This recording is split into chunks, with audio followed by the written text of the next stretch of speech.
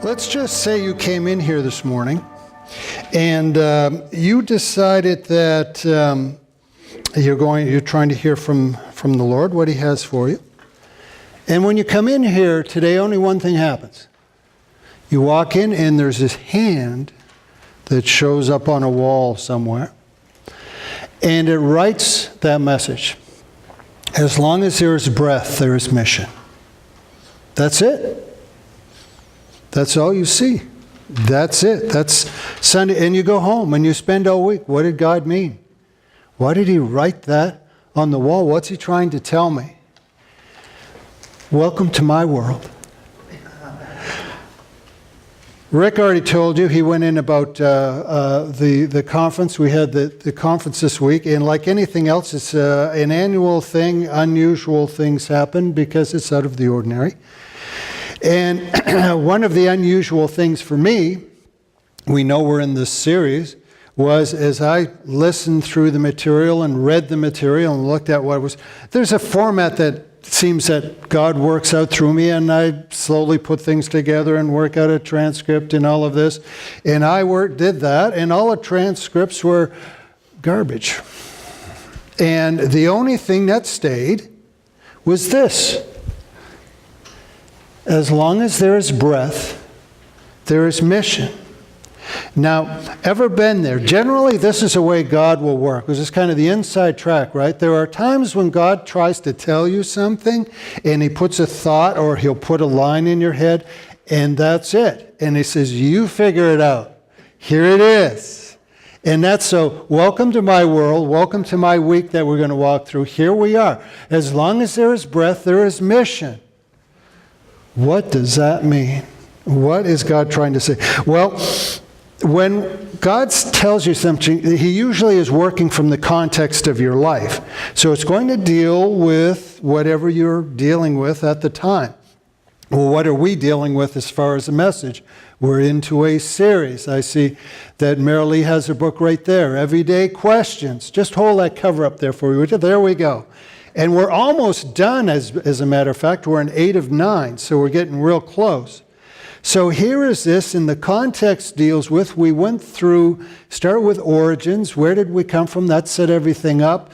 We moved into meaning. What's it all about? Then we moved into morality, really God's morality and how that affects us. And now we're into what they say in a section called destiny. And there's 2 sessions on that. And I listened to the speaker we're going to listen to tonight. And it was very, very well done and everything, but it kept bringing me back to this idea of mission.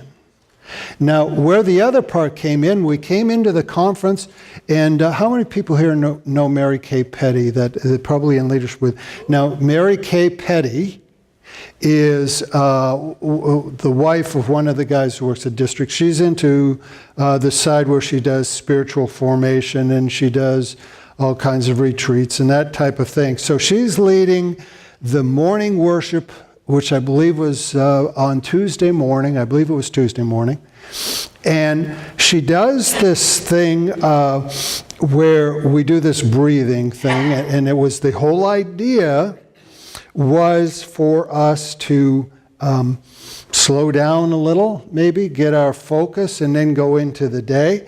And so that kind of fit in with it, and the breath and the mission, and those were the 2 operative words that God had given me into the week.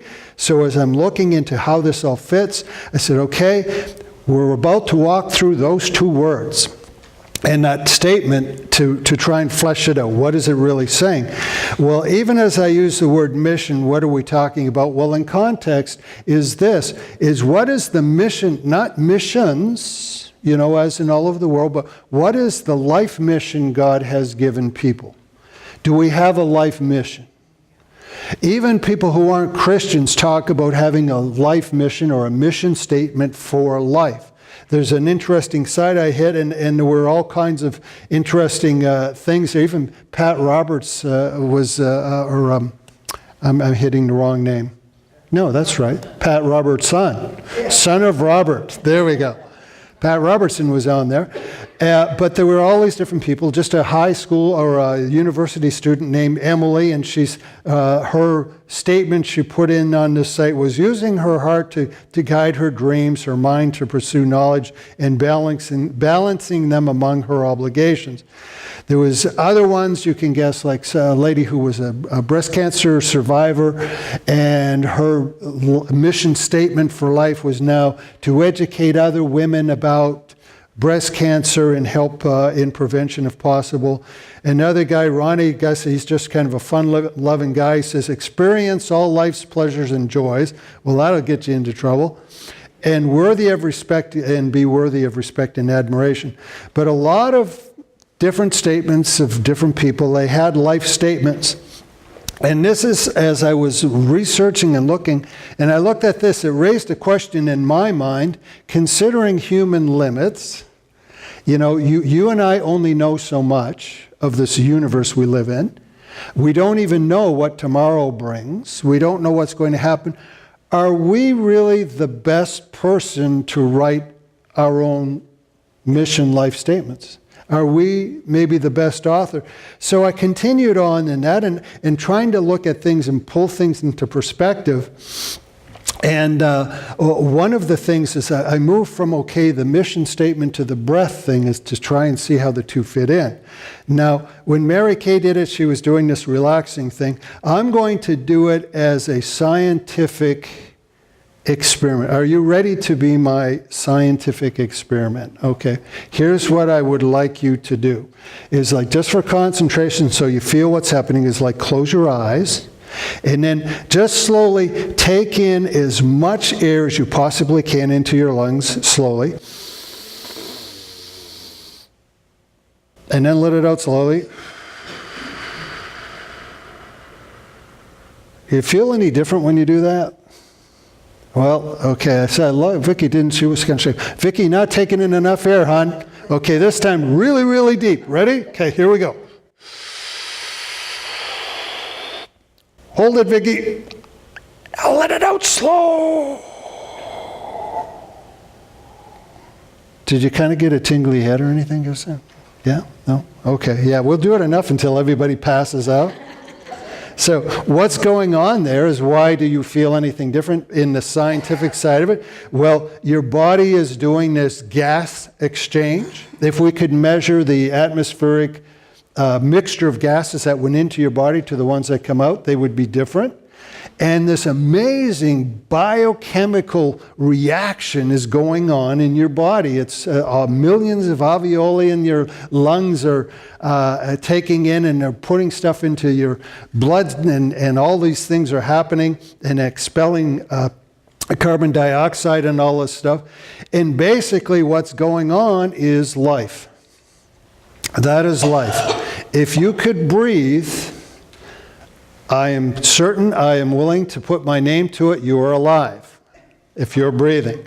Okay, well that's wonderful. And see, here's where I was going, is when Mary Kay was doing this, sorry, another Mary, and she didn't want to get all new age about it, so she said this line, she said as we were breathing, she said, there's nothing magical about breathing. And it's true, we understand, well, you know, when we do the healing with the oil and everything, we say there's nothing magical about the oil, it's what it represents. But in this case, I was talking to her later and I said, but Mary Kay, there is something magical about breathing. What do I mean? Well, in this whole life thing, consider this. This is so hard to wrap your mind around. Imagine you've gone to the beach, somehow you were able to scoop up, we'll even just say, the beach over here by the clubhouse, you manage to scoop up all of that sand, and somehow you throw the entire thing up in the air. Now imagine that every grain of sand is not a planet, but a galaxy. And they're all just spinning out there somewhere. Now you're kind of getting a picture of the universe, right? Here's where I'm going with this. If you took all those grains of sand and you examined every grain, you would only find one grain with life on it. As far as we know, we found it nowhere else, and we're becoming very suspicious there is any life anywhere else when you look at what's involved. That's why it's magical. Just think of that. An entire universe, And it's very possible this little planet, this little place is the only place that could have carried out that experiment we just did. Oh, breathing, I do it every day. Good for you. But do you realize how rare it is when you look at it in the perspective of the whole universe?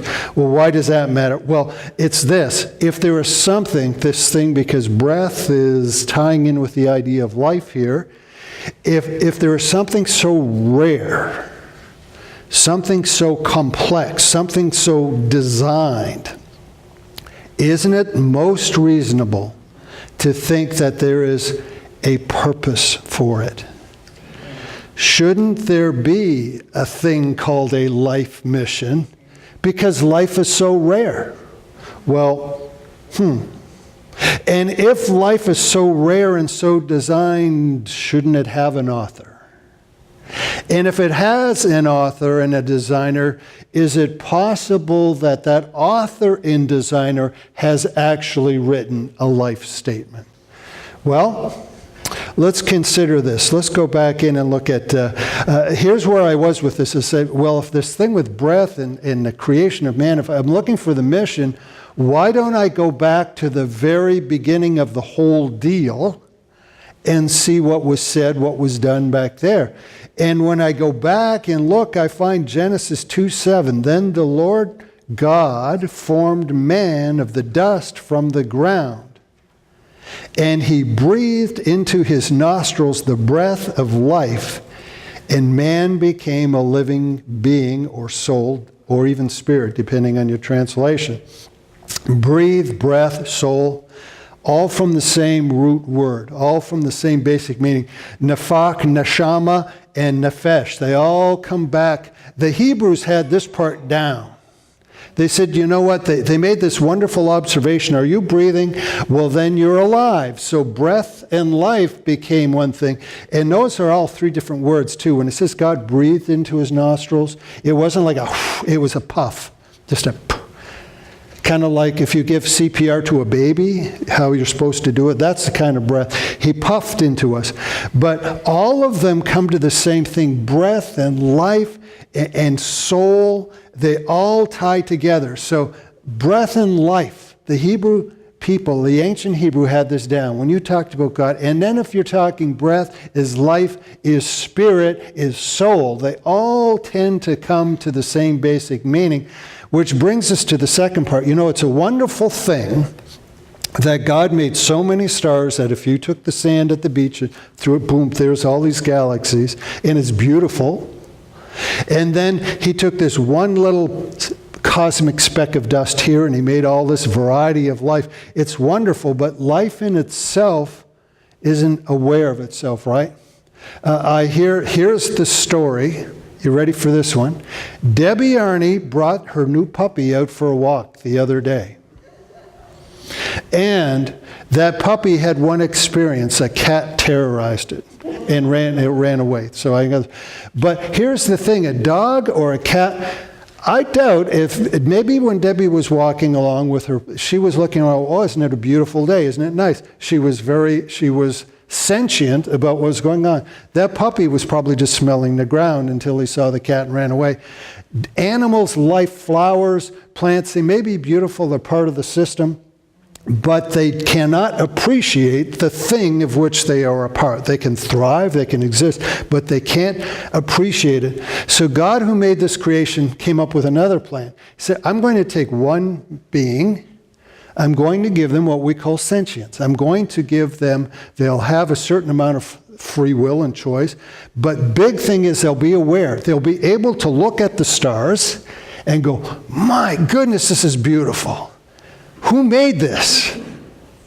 And then on this planet, they'll look around and they'll see all this. They'll see the flowers and everything, and Debbie's puppy and Greg's puppy, and they'll see all this stuff, and they'll go, my goodness, look at the design of life.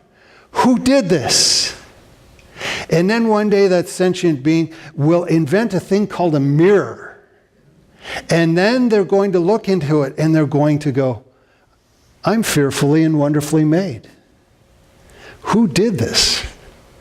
Why did he do this? And there'll be an awareness and an appreciation and a strive to try and understand what it's all about. And that life mission that we've been talking about, that statement's going to become very, very important. Did this designer have, can we prove it? Did he have a statement? Does he have a life mission going on? Jeremiah 29:11, if we take that scripture, that thing we call the Bible, and we say, yeah, this collection of books is the Word of God. This is what God said. In Jeremiah 29:11, we would read this, "For I know the plans I have for you, declares the Lord.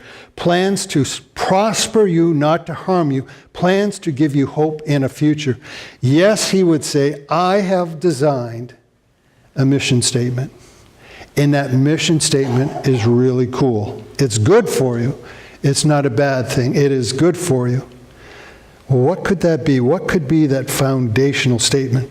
Well, it ties in with the breath and mission. We're still where we were right here. As long as there's breath, there is a mission. So still trying to combine the two together. And we get, yes, there is a mission. And yes, it deals with life and breath. Well, let's read another one about us being made. Even further back, Genesis 1:27. So God created man in his own image. God created man in his own image. In his image, God created them male and female. Here's what I propose to you. That we say a lot of things, if I were to say, even as a Christian, as a human being, we could start there. What is the most basic thing that is a purpose that permeates all your life? That would be the foundation of a life mission statement.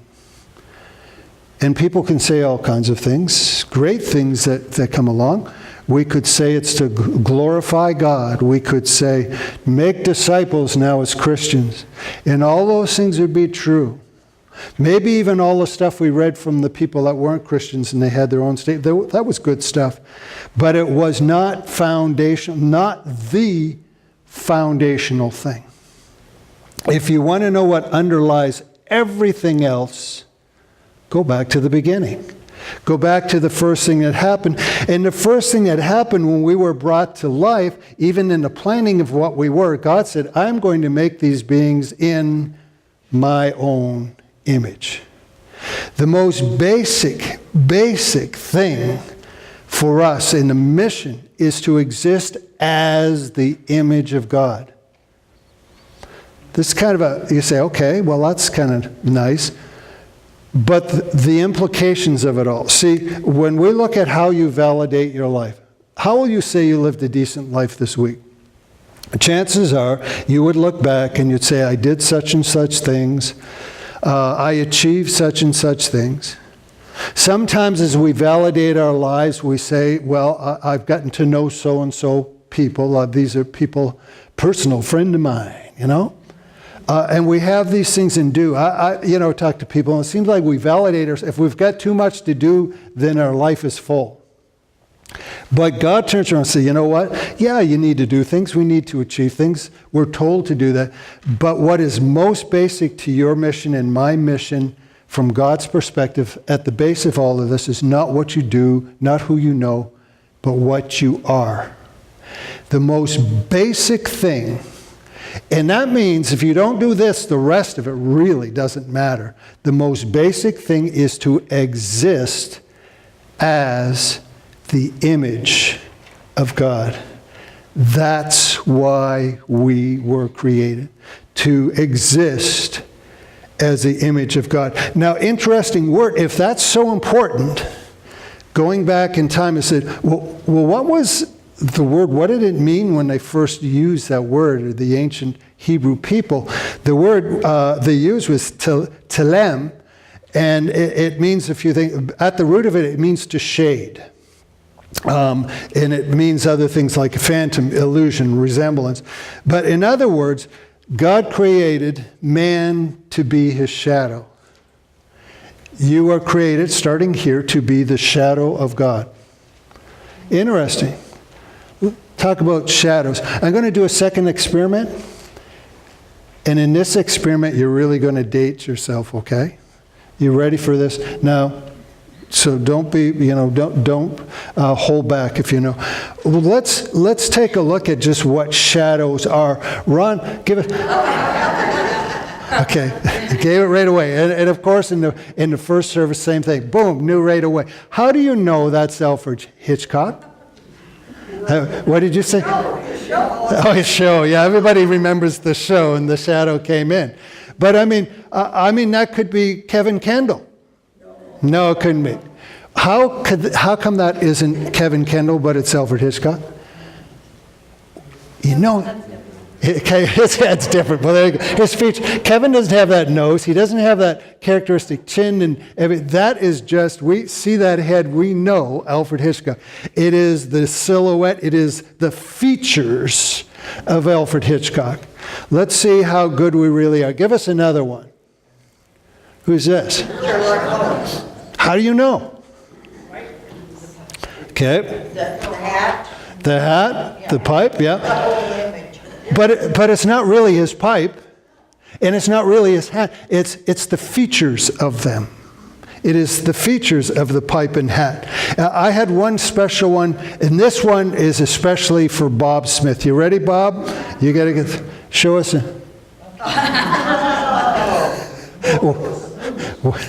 It's a moose. The reason I say that's for Bob is because Bob and I, when we call it the Moose Club, right? So we have that. It's kind of, we found these really great, or I did, Bob didn't, these tie-dyed shirts, and we didn't think about it, but they look like rainbows. So, if we ever work out, it's kind of suspicious because these two guys going in the house with rainbow shirts on. Yeah, that's how rumors start. But you get the idea, even though that one wasn't even a real moose, it was just someone, with hand puppets making it. If the features look right, you go, okay, so there's a lot to be said. Imagine then what that means if we're God's shadow. We should have the features of God. We should have these features of God. But here's the thing about a shadow. As you pointed out, like as Pam was saying, so how did you know that was Sherlock Holmes was his pipe? But we know that wasn't his pipe. It was just the outline. It wasn't the substance of his pipe. It was just the outline. So it's pretty cool being the features of God, but that's still not the substance of God. So the question then becomes in this mission life statement is, if we're the image of God, but can an image be something more than just the shadow? Is there something more that we can be?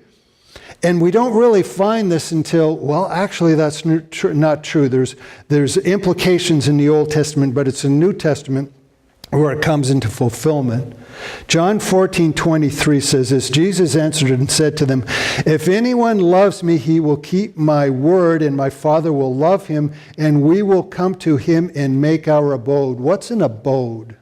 A home, okay, where a person lives in, and we make our abode with him. 1 Corinthians 3:16, Paul speaking in this case, do you know not that you are a temple of God, and that the Spirit of God dwells? Okay, there's two things that went on there. The word you is very personal, and the other word is in. A small word. But that's the difference. See, if we take the outline, if we take the silhouette, and then we infuse God in it, guess what happens? You're no longer just the features of God, you are actually the substance of God. You are carrying God himself in with you. And so it becomes something a whole lot more. Your life mission is to be the image of God, starting with the features. But now it is possible to have the very substance of God in you. Well, does that mean that then I'm God? No. You're like a styrofoam cup with the best coffee in the world in it. The coffee is perfect, but the cup is like not all that much. But you're carrying perfection in you. And that's what it means in this. You're more than a shadow. You actually have the substance of God in you. That is possible. Not everyone does, but it is possible. Well, this was the next question that would come to me as I looked at this, is that All these terms we used so far were universal. If you look, especially when God was making plans and he said, I have plans for you in Jeremiah, he was talking to who? Who is God speaking to then? Anyone hazard a guess? Jeremiah. And Jeremiah speaking to, who is Jeremiah speaking to? Israel, right? Collectively. So it was a big old collective you. God has plans collective. So that would mean a lot to you. If I was sitting here, I said, you know what? God has plans for you, Canaan Church. And I believe that's true. And you would maybe be uplifted, but what about me? Personally. Does God have plans for me personally? And we say, okay. Yeah, he does. But how do we know? Where do we look to find that? Where does God say that? Throw a few texts at you here. Ephesians 1:4 says, he chose us before the foundation of the world. Still a collective us. But get this. Before anybody was ever made, your plan was already in motion. He knew what he was going to put into you. That we should be holy without blame before him in love. Luke 15:4. Now, here's an interesting thing. Jesus got onto this thing, and of course, in Luke 15, as Jesus talking, is back in the Gospels. The Jewish thinking was still with the plural you. They were all about Israel as a whole and all of this. Jesus said, no, now it's fulfilled. It's time to get personal. It's like, the sequel. This time it's personal. And so here is Jesus trying to change their way of thinking. So he speaks in parables, right? He makes up little stories so they kind of tweak their interest and make them think. And in Luke 15, he told actually 3 in pretty quick succession. And the first went something like this. No, it didn't go something like this. It went exactly like this. 15:4. What man of you, having 100 sheep, if he loses one of them, does not leave the 99 in the wilderness and go after the one which is lost until he finds it? And when he has found it, he lays it on his shoulders, rejoicing.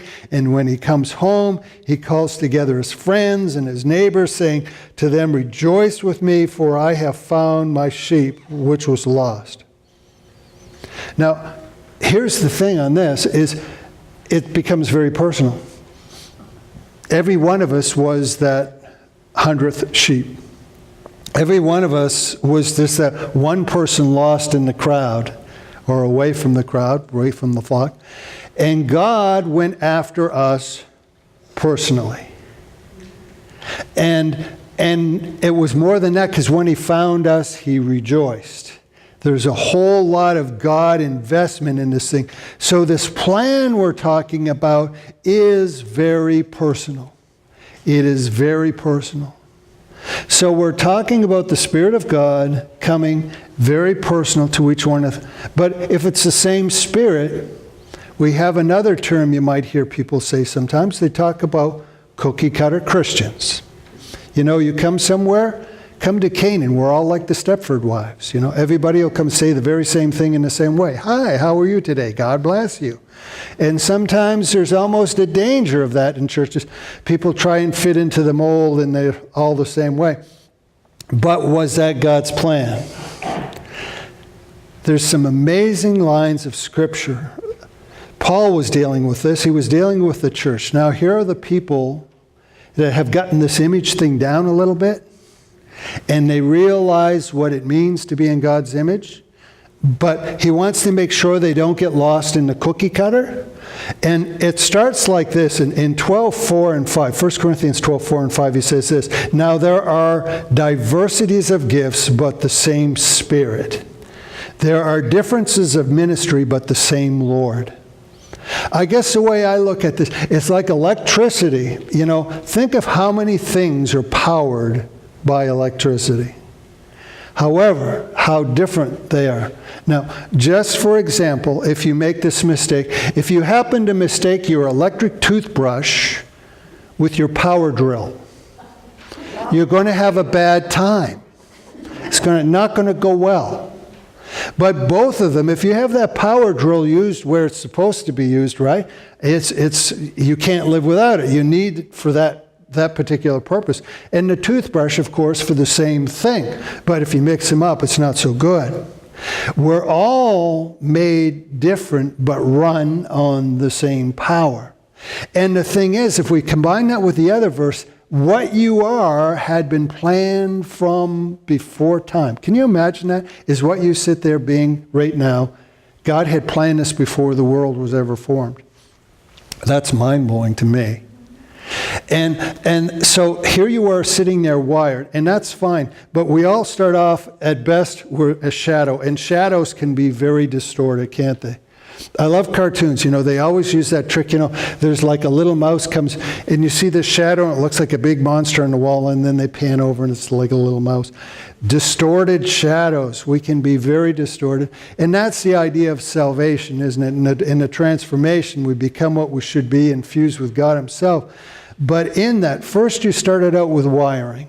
God wired you in a certain way. We're all different temperaments. We all have different natural abilities.